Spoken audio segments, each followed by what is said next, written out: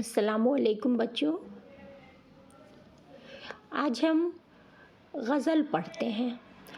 غزل کو سمجھنے کی کوشش کرتے ہیں۔ غزل کیا ہے؟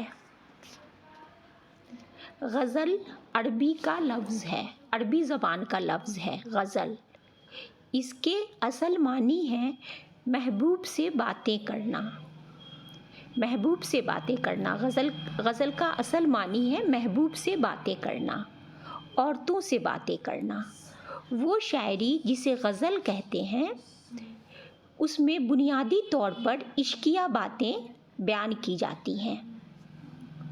بنیادی طور پر عشقیہ باتیں بیان کی جاتی ہیں، لیکن آہستہ آہستہ غزل میں دوسرے مضامین بھی داخل ہوتے گئے اور آج یہ کہا جا سکتا ہے کہ غزل میں تقریباً ہر طرح کی باتیں کی جا سکتی ہیں۔ یہی وجہ ہے کہ غزل اردو کی سب سے مقبول صنف سخن ہے۔ مقبول یعنی پاپولر، صنف سخن۔ سخن کہتے ہیں گفتگو، بات چیت، اور صنف کا مطلب ہے قسم۔ تو بات چیت کی قسم جو ہے، اس بات چیت کی قسم ہے، غزل میں بھی تو بات چیت ہی کی جاتی ہے نا۔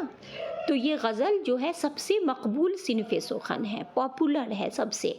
غزل کا ہر شعر عام طور پر اپنے مفہوم کے اعتبار سے مکمل ہوتا ہے، یعنی معنی کے اعتبار سے غزل کا ہر شعر میں 2 مصرعے ہوتے ہیں، تو ہر شعر جو ہے وہ اپنے معنی کے اعتبار سے مکمل ہوتا ہے۔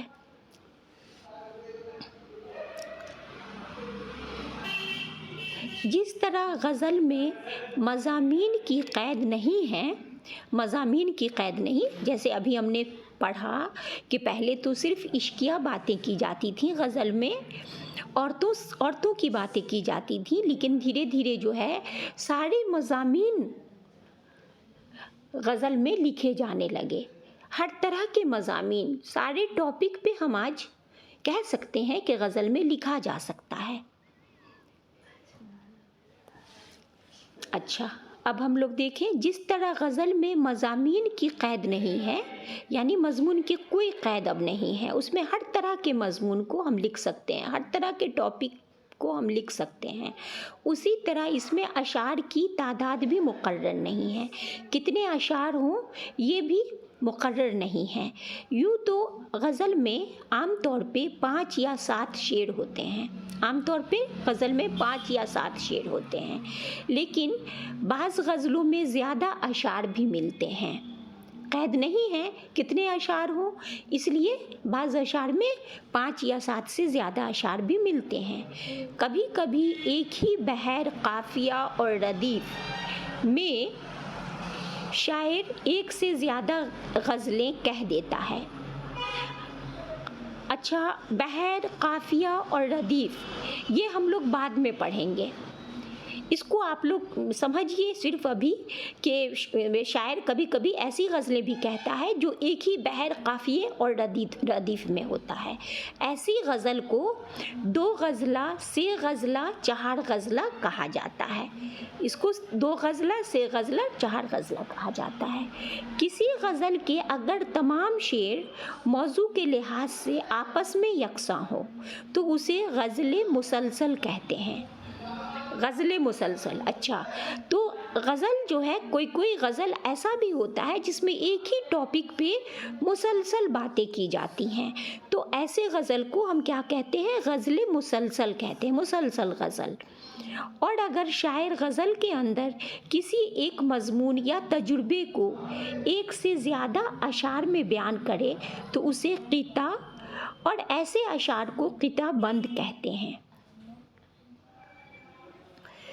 غزل کا پہلا شعر جس کے دونوں مصرعے ہم قافیہ ہوں مطلع کہلاتا ہے۔ اچھا، ایگزام میں ہمیشہ اکثر آتا ہے مطلع کسے کہتے ہیں، تو آپ لوگ اس کو یاد رکھیے کہ غزل کا پہلا شعر جس کے دونوں مصرعے ہم قافیہ ہوں مطلع کہلاتا ہے۔ قافیہ ردیف ہم نے کہا بعد میں پڑھیں گے، اس کو آپ لوگ یاد رکھیے۔ غزل کا پہلا شعر جس کے دونوں مصرعے ہم قافیہ ہوں اسے ہم مطلع کہتے ہیں۔ मतला के बाद वाला शेर ज़ेब मतला या हुस्न मतला कहलाता है। गज़ल में एक से ज़्यादा मतले भी हो सकते हैं, इसको भी याद रखना है कि गज़ल में एक ही मतला नहीं होता, कभी कभी एक से ज़्यादा मतला भी होता है। उन्हें मतला सानी, मतला सालिस कहा जाता है। गज़ल का वो आखिरी शेर जिसमें शायर अपना तखल्लुस इस्तेमाल करता है। तखल्लुस किसे कहते हैं, इसको आप समझिए अभी।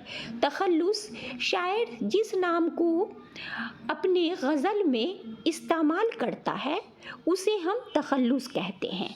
तो वो अक्सर जो है वो शायर गज़ल का जो लास्ट शेर होता है उसी में अपने नाम को इस्तेमाल करता है।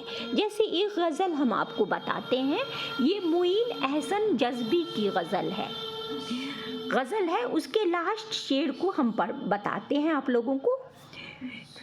जज़्बी उनका तखल्लुस है, जज़्बी उन्होंने तखल्लुस के तौर पर अपना नाम रखा है जज़्बी, जिसको वो शेर में इस्तेमाल करेंगे। जैसे दुनिया ने हमें छोड़ा जज़्बी, हम छोड़ न दें क्यों दुनिया को। जज़्बी उन्होंने शेर में इस्तेमाल किया है। दुनिया ने हमें छोड़ा जज़्बी, हम छोड़ न दें क्यों दुनिया को। दुनिया को समझकर बैठे हैं, अब दुनिया कौन करे। तो तखल्लुस आप समझ गए। तखल्लुस वो नाम है जिस नाम को शायर अपने शेर में इस्तेमाल करता है।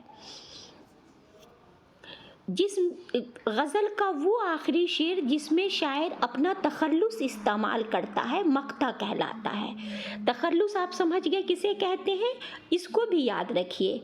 एग्ज़ाम में अक्सर आता है कि मक्ता किसे कहते हैं, तो आप कहिएगा कि गज़ल का वो आखिरी शेर जिसमें शायर अपना तखल्लुस इस्तेमाल करता है, अपना नाम इस्तेमाल करता है, उसे मक्ता कहते हैं।